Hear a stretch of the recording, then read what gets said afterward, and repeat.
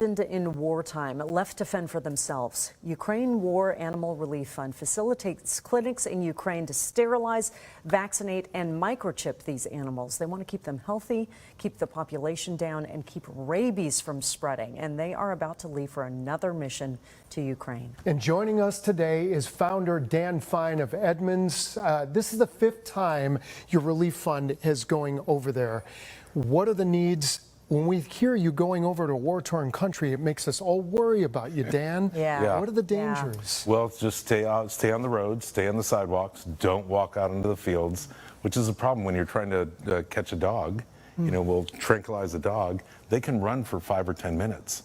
So you got to make sure they don't run into a field because it can be landmines, you know, or they can be traps. So you just have to be careful about that. But other than that, you just keep focused on your work and stay on the road, stay on the path. You make it sound simple. It is not. I was lucky enough to meet you last year. Can you tell folks a little bit more about your mission as we're looking at this video right now? Yeah. They're seeing you feed these stray dogs that were obviously people's pets before. They're so friendly. But so much of your effort is actually on making sure the population doesn't grow. Yeah, that's where we focus. So less on animal rescue and more on sterilizations, vaccinations, trying to prevent rabies. And so what happened, as you know, Russia invaded. 8 million people had to refugee out really quickly. And they couldn't fly out, they couldn't drive out because the bridges are bombed and there's landmines. So they had to take a train, and trains don't allow pets. And Ukrainians love pets. Yeah. Half of them have pets. So out of the 8 million, that's 4 million, at least 4 million pets, and about a quarter more were left behind. So now you're talking about 1 million pets on the streets that are unsterilized. Yeah. So they're going to grow like crazy, kind of like COVID. It just grows, and they're going to be hungry. They're going to go into the woods, and they're going to get infected with rabies, and that spreads pretty fast, and that's 100% fatal. We saw that it's like the 5th largest breakout anywhere in that part of the world right now. So you've got to worry about you too, right?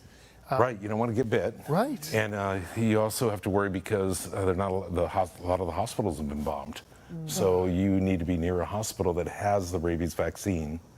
And unfortunately, we've had 2 of our doctors have been bit.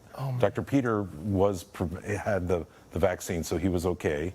He got treated, no problem. We have a doctor right now, Dr. McCall, is in the hospital. He got bit, wasn't pre-vaccinated. And fortunately, he was he Zoomed, so they had the treatment there, and he's being treated right now. So he'll likely survive. I don't know if he'll be ready for our mission, which is a bummer because we need all the vets we can. And your outreach is really growing, and you now have the support of Humane Society International. Can you tell us how that changes the game around? Oh, you bet, you bet. So that was really interesting because when we first approached them, they were like, yeah, this makes sense. But then it was really about population control. They've moved now into this is disaster, and here's the biggest problem. The numbers are growing so fast. Like, we're seeing so many more puppies and kittens. You know, they're just coming in like out of like an avalanche. And what they want to prevent is in 5 years, if we have 124 million, that's the predicted number, puppies and cats, pretty much the population of the pets in the United States, infected with disease and rabies, when we go to rebuild Ukraine, they're going to have to do what's called a culling.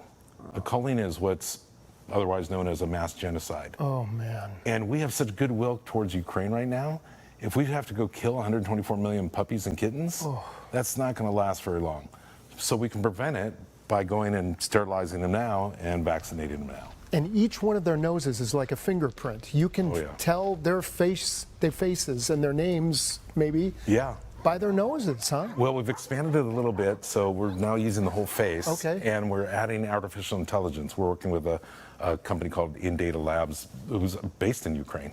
And they're using it to help determine what the breed is, the size, how old.